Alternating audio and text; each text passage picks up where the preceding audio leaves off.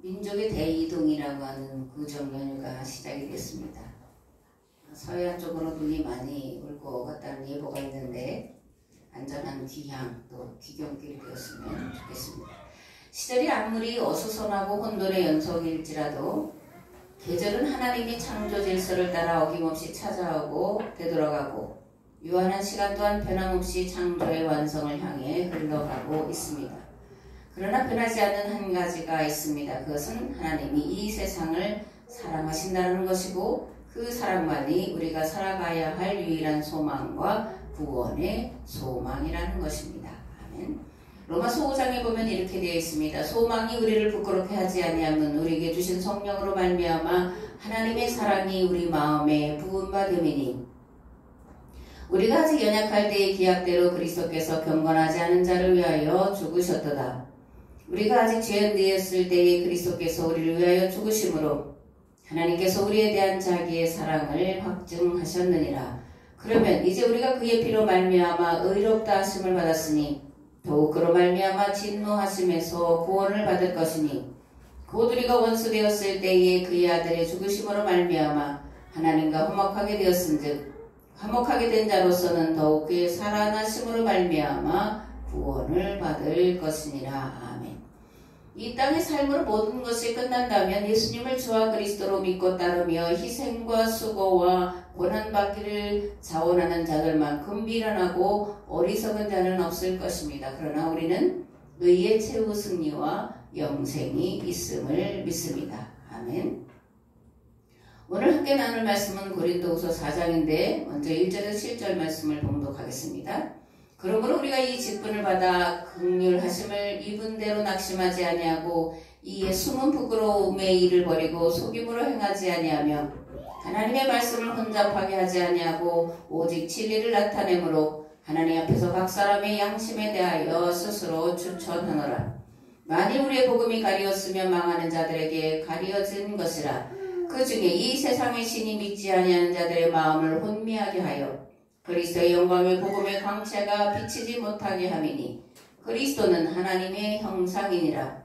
우리는 우리를 전파하는 것이 아니라 오직 그리스도 예수의 주 되신 것과 또 예수를 위하여 우리가 너희의 종된 것을 전파함이라. 어두운 데에 빛이 비치리라 말씀하셨던 그 하나님께서 예수 그리스도의 얼굴에 있는 하나님의 영광을 아는 빛을 우리 마음에 비추셨느니라. 우리가 이 보배를 질그릇에 가졌으니 이는 심히 큰 능력은 하나님께 있고 우리에게 있지 아니함을 알게 하려 함이라. 아멘. 1절에 그러므로라는 이제 접속사를 시작하는데 그리스도로 말미암은 의의 직분이 영광스러운 것이므로 그러므로 이런 뜻이에요. 사도 바울은 새 언약의 직분을 맡은 자가 갖춰야 할 자세. 왜냐하면 의의 직분이 영광스러운데 그러므로 이 의의 직분을 맡은 자가 갖추어야 될 자세는 뭐냐 이런 거죠. 첫째, 낙심하지 않는 것이고 게으리하지 않는 거다 이렇게 말씀합니다. 요한계시록 2장을 보면 사도 요한이 서머나 교회에 보내는 편지가 기록되어 있습니다. 서머나 교회의 사자에게 편지하라. 처음이며 마지막이요 죽었다가 살아나신 이가 이르시되 내가 네 환난과 궁핍을 알거니와 실상은 내가 부요한 자니라. 자칭 유대인이라 하는 자들의 비방도 알거니와 실상은 유대인이 아니요 사탄의 회당이라. 너는 장차 받을 고난을 두려워하지 말라. 볼지어다 마귀가 장차 너희 가운데에서 몇 사람을 옥에 던져 시험을 받게 하리니 너희가 10일 동안 환난을 받으리라. 아멘. 서머나 교회는 오늘날 이제 튀르키예의 이즈밀이라는 곳에 세워진 교회인데 여기 이제 폴리캅이라는 주교가 순교한 교회로 유명합니다. 특히 이 서머나 교회가 세워진 지역은 한 800여 년 동안 폐허로 남아있다가 BC 200년경에 재개발돼요. 근데 이제 재개발된 지역의 특징이 뭐냐면 유대인들이 많다는 거예요. 그러니까 유대인들은 어느 신도시가 세워진다고 그리로 몰려가서 이제 상권을 장악하고 뭐 이렇게 하는 것이 유대인들의 특징인데 이 서머나 교회가 세워진 교회도 유대인들이 많았다는 거예요. 그래서 유대인들로부터 그리스도인들이 많은 박해와 회방을 받았다는 것을 기록을 하고 있습니다. 그러나 유대인의 박해 속에서도 서머나 교회는 믿음과 소망을 굳건히 지켜낸 교회로 칭찬받는 교회가 되었다고 사도 요한은 이제 기록을 하고 있습니다. 둘째, 숨은 부끄러움의 일을 버리는 것과 속임으로 행하지 아니하는 것입니다. 사도 바울이 말하는 숨은 부끄러움의 일이란 뭐냐? 예를 들면 갈라디아 2장에서 안디옥 교회를 방문한 베드로가 그 이방인과 식사를 함께 하다가 야고보에게서 온 어떤 이들이 오자 그들을 두려워해서 식사 자리를 떠나잖아요. 그죠?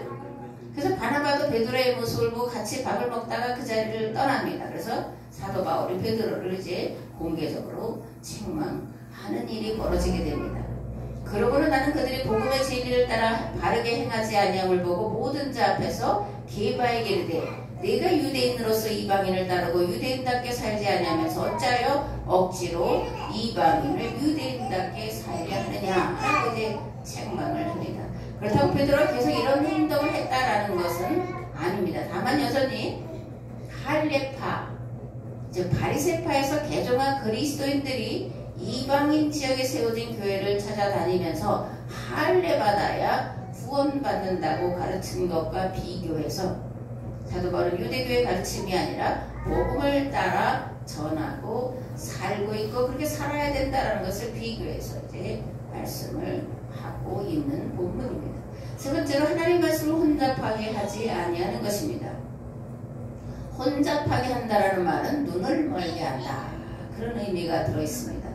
거짓 선지자나 거짓 교사들은 성도들의 눈을 화려하고 번지르르한 말로 속여 볼 것을 보지 못하게 하고 들을 것을 듣지 못하게 만들어 버립니다.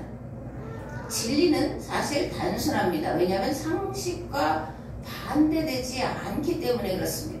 또 원리와 자연의 이치와 양심과 반하지 않기 때문에 진리는 우리가 단순하게 받아들일 수 있고 이해할 수 있고 행할 수 있다는 거예요. 그래서 1세기경에 필로라고 하는 유대인 학자는 이렇게 말합니다. 양심은 하나님의 파수꾼으로서 인간 안에 있는 하나님의 음성이다. 이것을 사도 바울은 로마서에서 이렇게 말씀합니다. 이방인들에게는 율법이 없습니다. 그러나 그들이 본성을 따라서 율법이 명하는 것을 실행한다면 비록 율법이 없을지라도 그들 자신이 율법의 구실을 합니다. 그들의 마음속에는 율법이 새겨져 있고 그것이 작용하고 있다는 것을 알 수 있습니다. 내가 전하는 복음이 말하는 대로 하나님께서 예수 그리스도를 통하여 사람들의 비밀을 심판하시는 그날에 그들의 양심이 증인되고 그들의 이성이 서로 고발도 하고 변호도 할 것입니다. 아멘. 네 번째, 오직 진리를 나타내기를 힘쓰는 것이 새 계약이 일꾼된 자들이 갖춰야 될 자세입니다. 새 언약이 일꾼된 이들은 자신의 뜻이나 자신의 생각을 드러내고 실현시키려는 자가 아니라 오직 하나님의 뜻이 나타나도록 수고하고 애쓰는 자가 되어야 한다는 겁니다. 하나님의 뜻이 무엇인가? 그죠? 하나님의 모양과 형상을 회복하여 살아가는 것, 곧 이 땅에 하나님 나라를 이루어 살아가는 것입니다. 하나님의 모양과 형상 무엇일까? 여러 가지로 표현할 수 있지만 서로 사랑하는 겁니다.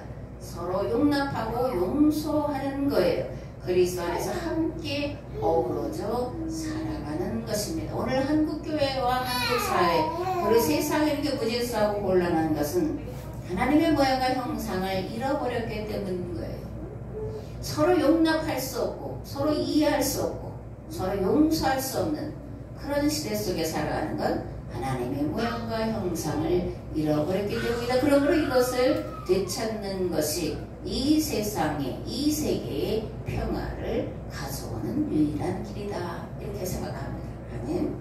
4절에 이 세상의 신이라는 단어가 등장하는데 시대의 신 또는 이 세상 임금이라는 뜻으로 마귀의 별명이에요. 마귀를 이 세상의 신, 시대의 신, 이 세상 임금 이렇게 이제 표현한다는 거예요. 사도 바울은 에베소 6장에서 우리가 대항하여 싸워야 할 원수들은 인간이 아니라 권세와 세력의 악신들과 암흑세계의 지배자들과 하늘의 악령들이다 이렇게 말하고 있습니다. 즉 돈과 권력을 가지고 또 미혹하는 말로 어리석은 백성들을 멸망으로 이끌어간 악한 영, 이것을 이 세상의 신이다, 시대의 신이다, 이 세상 임금이다 그렇게 말을 하고 있다라는 겁니다. 사도 바울이 말하는 새 언약의 일꾼된 이들이 해야 할 일은 무엇인가? 오직 예수 그리스도의 주 되신 것을 증거하는 겁니다. 예수님은 자기 백성을 저희 죄에서 구원할 주인의 메시아로 오셨죠. 그런데 예수님은 그리스도로만 머물러 계신 것이 아니라는 것을 우리가 알아야 됩니다. 예수님이 죽으시고 부활하시고 승천하신 다음에 이제 그걸 다른 말로 승기 이렇게도 말을 하는데 본래의 자리로 돌아가셨다. 그럼 본래의 예수님이 계셨던 자리는 어디냐? 하나님의 자리라는 겁니다. 하나님이시라는 거예요. 그래서 새 언약의 일꾼된 이들은 예수 그리스도가 주 되신 것, 하나님 되신 것을 증거해야 한다라는 겁니다. 우리가 예수님을 두 번 만나야 된다 이런 말씀을 여러 차례 그죠? 수년 동안 반복해서 말씀을 드립니다. 첫째는 그리스도로 만나야 돼요. 내 죄를 용서하신 그리스도로 만나야 됩니다. 그러나 그것으로 끝나서는 안 됩니다. 두 번째로 예수님을 하나님으로 만나야 하는 거예요. 예수님은 보이지 아니하는 하나님의 보이는 형상이시고 모든 만물을 창조하신 창조주시고 세상 끝나라의 모든 만물들 그분 안에서 통일하실 하나님이시라는 것을 우리가 반드시 알고 그리스도로 만난 자들이지 하나님으로 예수님을 만나는 그 일에서 말씀과 기도에 전념을 해야 한다라는 겁니다. 무엇보다 새 언약에 일꾼된 자들이 반드시 갖추어야 될 덕목이 있는데 온유와 겸손한 마음으로 즉 섬기는 종의 자세를 갖추어야 한다라는 겁니다. 목회자나 지도자는 군림해서는 안 되는 거예요. 지배자가 돼서는 안 되는 겁니다. 가르치려고만 드는 것이 아니라 섬기는 그런 종의 자세를 가져야 한다라는 겁니다. 아멘. 7절에 보면 복음을 질그릇에 가졌다 이렇게 이제 사도 바울이 말합니다. 사람은 흙으로 만들었다 이렇게 창세기 2장에 돼 있죠. 여호와 하나님이 땅에 흙으로 사람을 지으시고 생기를 그 코에 불어넣으시니 사람이 살아있는 생명이 됐다 이렇게 말씀을 합니다. 본디 인간이라고 하는 존재는 가장 보잘것없는 먼지와 티끌로 만들어졌다라는 거예요. 가장 비천하다라는 겁니다. 그런데 그분이 존재 아닌 것을 존재되게 하셨다라고 말씀하는데 이사야나 예레미야 그리고 사도 바울은 하나님과 인간의 관계를 토기장이와 진흙으로 비유하고 있는데 같은 맥락이에요. 예레미야 18장에 보면 여호와의 말씀이니라 이스라엘 족속아 이 장이가 하는 것 같이 내가 능히 너에게 행하지 못하겠느냐. 이스라엘 족속아 진흙이 토기장의 손에 있음 같이 너희가 내 손에 있느니라. 하나님은 토기장이가 되셔서 진흙을 빚으셔서 우리를 만드시고 그리고 거기에 하나님의 생명을 불어넣으셔서 우리가 살아있게 하셨다라고 하는 창세기 2장의 말씀과 같은 말씀이에요. 디모데후서에는 이렇게 되어 있습니다. 큰 집에는 금그릇과 은그릇뿐 아니라 나무그릇과 질그릇도 있어 귀하게 쓰는 것도 있고 천하게 쓰는 것도 있나니 그러므로 누구든지 이런 것에서 자기를 깨끗하게 하면 귀히 쓰는 그릇이 되어 거룩하고 주인의 쓰심에 합당하며 모든 선한 일에 준비함이 되리라. 아멘.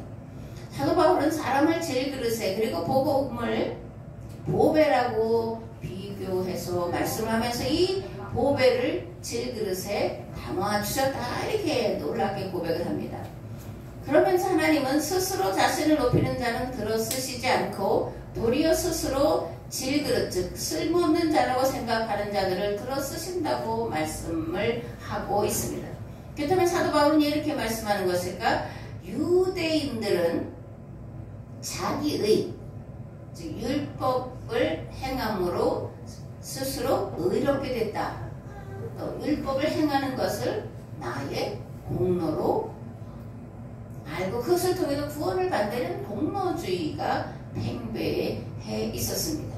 또 혈통으로는 아브라함의 후손이고, 그죠? 하나님께 율법을 받은 민족이고, 할례를 받음으로 하나님께서 우리를 의롭게 여기시고 구원에 이르게 하셨다라고 하는 선민의식에 젖어들어 살던 자들이었습니다. 그러니까 자기의 자기 공로 선민 사상에 깊이 빠져있는 자들에게 하나님은 그렇게 생각하는 너희들은 쓰실 수 없다. 그렇게 이제 선포하는 거예요. 그러면서 아브라함의 후손은 믿음의 후손이고, 그죠? 할례는 마음에 받아야 한다. 구원은 자기의 자기 공로로 받는 것이 아니라 오직 믿음으로, 오직 은혜로 받는다라고 이제 선포를 하고 있는 겁니다. 아멘. 육체를 가지고 시공간 안에 살아가는 인간은 한계성과 연약성을 가진 존재예요. 그러므로 내가 무엇을 행했다고 해서 그것을 나의 공로가 될 수 없고, 나의 공로로 여길 수 없고, 나의 능력이라고 생각할 수 없고 생각해서는 안 된다라는 겁니다. 설령 무엇을 내가 행했다고 하더라도 그것은 오직 하나님의 능력과 권능 안에서 성령을 통하여 행한 줄 믿고 고백해야 마땅하다. 거듭 말하지만 자기의 공로주의에 빠져있던 그들에게 오직 예수 그리스도의 십자가의 대속의 은혜로, 예수님의 은혜로 구원을 받는다라는 것을 분명하게 이해할 수 있도록 대비해서 말씀하고 있다는 것을 우리가 알아야 합니다. 종합하면 새 언약에 일꾼된 이들은 복음의 능력이 오직 하나님께 있음을 깨달아야 하고, 교만과 자기의를 자랑해서는 안 되고 겸손과 온유로 덧입어 섬기는 종의 자세를 갖춰야 한다라고 말씀하고 있다라는 겁니다. 아멘. 그런데 이제 새 언약의 일꾼된 자들의 모임을 뭐라고 부르냐? 교회라고 부릅니다. 옛 계약 공동체에서, 그죠? 새로운 공동체로 출발한 것을 교회라고도 말하는데, 이 교회는 다시 말하면 새 언약의 일꾼된 자들의 모임이다라는 거예요. 교회는 옛 계약 공동체 이스라엘을 대체한 새 계약 공동체요. 새 계약 공동체는 하나님을 대신하고 대행하여 세상을 구원할 새로운 구원 공동체의 이름이라는 겁니다. 새 계약 공동체가 하나님을 대신하여 세상을 구원할 방법은 뭐냐? 나의 연약함을 인정하는 자세를 갖추는 거예요. 전적으로 성령님께 의존된 존재임을 고백하면서 성령의 인도를 따라 성령께서 행하게 하심을 따라서 행하는 겁니다. 로마서 1장에 보면 이렇게 되어 있습니다. 형제들아 너희를 부르심을 보라. 육체를 따라 지혜로운 자가 많지 아니하며 능한 자가 많지 아니하며 문벌 좋은 자가 많지 아니하도다. 그러나 하나님께서 세상에 미련한 것들을 택하사 지혜 있는 자들을 부끄럽게 하시려고 하시고, 세상에 약한 것들을 택하사 강한 것들을 부끄럽게 하려 하시며, 하나님께서 세상에 천한 것들과 멸시받는 것들과 없는 것들을 택하사 있는 것들을 폐하려 하시나니, 이는 아무 육체도 하나님 앞에서 자랑하지 못하게 하려 하시니라. 아멘. 거듭말하지만 유대인들은 율법을 가졌고 할례를 받았고 아브라함의 후손이라고 하는 그런 자긍심, 자만심, 더 나아가 교만함에 빠져있던 자들이에요. 그런 자들에게 사도 바울은 아무 육체도 하나님 앞에 자랑하지 못한다. 자랑할 수 없다. 하나님은 왜냐하면 세상에 연약하고 미련하고 어리석은 자들을 택하셔서 있는 것들을 폐하려 하시기 때문이다. 이렇게 이제 선포를 하고 있습니다. 하나님은 외모로 사람을 보지 않으시고 중심을 보시는 분이세요. 그러므로 우리가 외모를 꾸미고 가꾸기 전에 먼저 내 마음의 상태를 가꾸고 꾸미는 일들을 해야 하는데, 그것은 말씀과 기도에 충분히 젖어드는 삶이다. 이렇게 말씀을 드립니다. 하나님께서 세상을 구원하기 위해 첫 번째 계약을 맺은 대상은 애굽 땅에서 종살이하던 노예들이었습니다. 노예들을 통해 노예의 문제를 해결하시는 것이 하나님의 뜻이었다라는 거예요. 그런데 이스라엘은 지배자가 되고 제국을 이루려고 하고 이방 나라들, 주변 나라들의 것을 빼앗고 착취하는 일을 힘쓰다가 멸망을 하고 말았습니다. 또 예수님 당시는 지나간 시대의 신학과 교리를 따라서 행하다가 망하게 되는 거예요. 두 번째로 예수님과 계약을 맺은 자들은 누구냐? 그 시대에 특별히 유대교인들로부터 죄인이라고 불리던 자, 곧 고아와 과부와 나그네 가난한 자들이었습니다. 예수님은 죄인들을 통해 죄인의 문제를 해결하시려고 죄인의 메시아로 이 땅에 오셨다라는 겁니다. 아멘. 하나님과 관계에 있어서 가장 큰 걸림돌이 뭘까? 자기의 자기 공로를 내세우는 거예요. 자기 공로는 교만이고 교만은 패망에 이르는 지름길입니다. 마찬가지로 자기 공로를 내세우는 것은 신앙에 있어서 가장 큰 걸림돌이에요. 하나님은 교만한 자를 물리치시고 겸손한 자를 가까이 하시기 때문에 그렇습니다. 하나님을 만나기를 원하고 또는 꿈이나 환상이나 말씀으로 듣기를 원하고 더 깊은 곳까지 이르기를 원하는 자들은 내 안에 있는 교만을 철저히 몰아내고 겸손으로 가득 채우는 일, 영성 수련, 그저 삶을 통해서 나를 낮추고 그리스도를 높이는 그런 수련을 통해서 하나님과의 관계가 깊어지고 순전해지게 되는 줄을 믿습니다. 아멘. 교만은 패망의 선봉이다라는 것을 아주 극명하게 이제 보여주는 게 있는데 다니엘서에 있습니다. 다니엘서 4장에 보면 이제 바벨론의 느부갓네살 왕이 왕궁의 지붕을 거닐면서 이렇게 말을 해요. 이 큰 바벨론은 내가 능력과 권세로 건설하여 나의 도성으로 삼고 이것으로 내 위엄의 영광을 나타내는 것이 아니냐, 이렇게 아니냐 할 이때에, 아니냐 요 말이 끝나기도 전에 하나님께서 뭐라고 말씀하시냐? 느부갓네살아, 내가 내게 말하노니 나라의 왕위가 내게서 떠난다. 네가 사람에게서 쫓겨나서 들짐승과 함께 살면서 소처럼 풀을 먹을 것이요 이와 같이 7대 즉 7년을 지내서 지극히 높으신 이가 사람의 나라를 다스리시며 자기의 뜻대로 그것을 누구에게 주시는 줄을 알기까지 네가 짐승처럼 풀을 먹으리라. 이렇게 이제 하늘에서 말씀이 들려졌다라고 다니엘서 4장에 기록되어 있습니다. 그런데 이런 말씀이 들려주는 건 뭐예요? 느부갓네살이 꿈을 꾼 지 1년이 지났을 때라는 겁니다. 느부갓네살이 꿈을 꿨는데 땅의 중앙에 큰 나무가 서고 자라더니 그 아래 짐승과 사람과 새떼들이 와서 먹고 쉬고 마시는 거예요. 그런데 한순찰자, 이제 하나님을 상징하는 거죠. 한순찰자가 나타나서 나무를 베어버려라. 잎사귀를 떨어내고 열매를 다 흩어버리고 짐승들과 새들을 가지에서 쫓아내라. 이렇게 이제 명령하는 명령의 소리를 듣습니다. 그리고 나서 그루터기를 놋줄로 동이고 벌판으로 쫓아내서 7년 동안 들짐승처럼 살게 하라. 이런 이제 꿈을 느부갓네살이 꾸고 고민하다가 이제 다니엘에게 그 꿈을 알려주면서 해석을 해달라 이렇게 말하죠. 다니엘이 이 느부갓네살이 꾼 꿈을 들으면서 얼굴이 사색이 되는 거예요. 그러면서 이렇게 말합니다. 내 주여 그 꿈은 왕을 미워하는 자에게 응하며 그 해석은 왕의 대적에게 응하기를 원합니다. 이렇게 이제 느부갓네살의 교만함을 이 다니엘이 이제 일깨우면서 겸손하십시오. 이렇게 이제 충언을 하는데 느부갓네살이 다니엘의 경고와 충고를 듣지 않다가 1년 뒤에 그 꿈이 실제가 되는 일이 일어났다. 이런 겁니다. 거듭 말하지만 하나님은 교만한 자를 물리치시고 겸손한 자들을 가까이 하시는 분이십니다.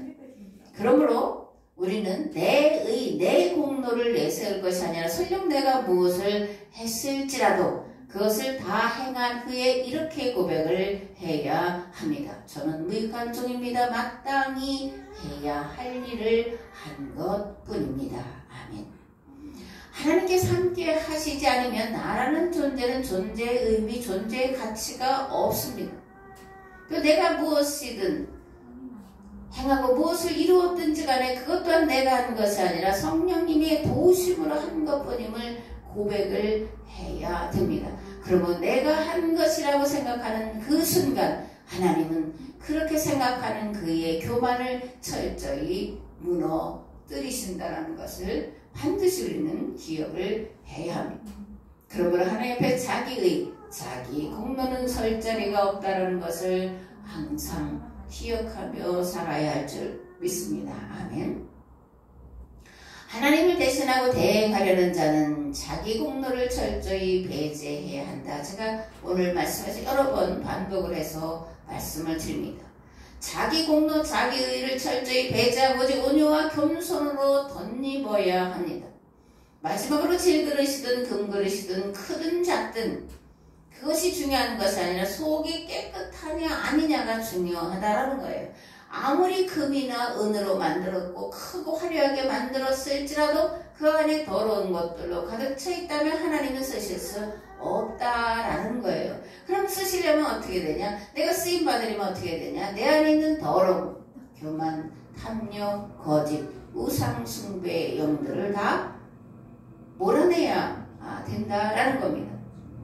신앙생활에 있어서 절정은 내가 하는 것이 아니라 하나님께서 하셨습니다 라는 고백이에요.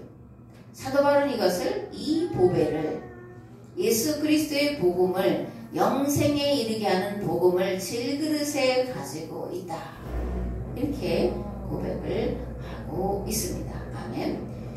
4장 8절에서 18절 말씀을 봉독하겠습니다. 우리가 사방으로 무교성을 당하여도 쌓이지 아니하며 답답한 일을 당하여도 낙심하지 아니하며 박해를 받아도 버림받지 아니하며 거꾸로 뜨림을 당하여도 망하지 아니하고 우리가 항상 예수의 죽음을 몸에 짊어지면 예수의 생명이 또한 우리 몸에 나타나게 하려 함이라. 우리 살아있는 자가 항상 예수를 위하여 죽음에 넘겨지면 예수의 생명이 또한 우리 죽을 육체에 나타나게 하려 함이라. 그런즉 사망은 우리 안에서 역사하고 생명은 너희 안에서 역사하느니라. 기록된 바 내가 믿었으므로 말하였다는 것 같이 우리가 같은 믿음의 마음을 가졌으니 우리도 믿었으므로 또한 말하노라. 주 예수를 다시 살리신 이가 예수와 함께 우리도 다시 살리사 너희와 함께 그 앞에 서게 하실 줄을 아노라. 이는 모든 것이 너희를 위함이니 많은 사람의 감사로 말미암아 은혜가 더하여 넘쳐서 하나님께 영광을 돌리게 하려 함이라. 그러므로 우리가 낙심하지 아니하노니 우리의 겉사람은 낡아지나 우리의 속사람은 날로 새로워지도다. 우리가 잠시 받는 환난에 경한 것이 지극히 크고 영원한 영광에 중한 것을 우리에게 이르려 함이니 우리가 주목하는 것은 보이는 것이 아니요 보이지 않는 것이니 보이는 것은 잠깐이요 보이지 않는 것은 영원함이라. 그리스도 안에서 그리스도인에게 고난은 패배가 아니라 그리스도의 생명을 소유하게 되는 첩경이에요. 그렇게 사도 바울은 고린도 교회에게 고난이 심할수록 더 좋은 상황이 펼쳐질 거다라고 말씀을 하고 있는 겁니다. 교회와 성도가 항상 예수님의 죽음을 몸에 짊어지는 예수님의 생명이 또한 우리 몸에 나타나게 하려 하며 그리스도의 고난에 참여함은 한 생명이라도 더 구원에 이르도록 하기 위함입니다. 그러므로 고난은 영광이고 축복입니다. 아멘. 새 언약에 입군된 자들은, 새 언약의 직분을 맡은 자들은 낙심하지 않아야 됩니다. 특별히 고난이나 환난이 올 때 낙심하거나 실망해서는 안 됩니다. 왜냐하면 고난과 환난을 통해 그리스도의 부활에 동참할 것이기 때문입니다. 직분자가 당하는 고난과 환난이 성도들의 삶을 윤택하게 하고 하나님께 영광을 돌리는 것이기 때문에 낙심하거나 실망하는 것이 아니라 감사해야 하는 일이다라는 겁니다. 아멘. 그리스도의 영광에 동참하기 위해서 고난과 환난은 피해갈 수가 없습니다. 그리고 이런 고난과 환난은 장차받을 영광과 비교할 수 없이 가벼운 거다라는 것. 사도 바울은 이것을 잠시와 영원 그리고 환난의 가벼운 것과 영광에 충한 것으로 극명하게 대비하여 성도들의 이해를 돕고 있습니다. 우리는 잠시와 영원 사이를 그리스도 예수님으로 잇대어 살아가는 존재들입니다. 그리스도와 잇대시는 사달이 무엇일까? 그리스도께서 당하신 십자가의 고난을 대신 짊어지고 세상 죄를 대속하고 세상 구원의 사명을 대행하는 삶, 그것이 영원과 잠시를 잇대는 다라는 거예요. 우리가 주목하는 것은 보이는 것이 아니요 보이지 않는 것이니 보이는 것은 잠깐이요 보이지 않는 것은 영원함이라.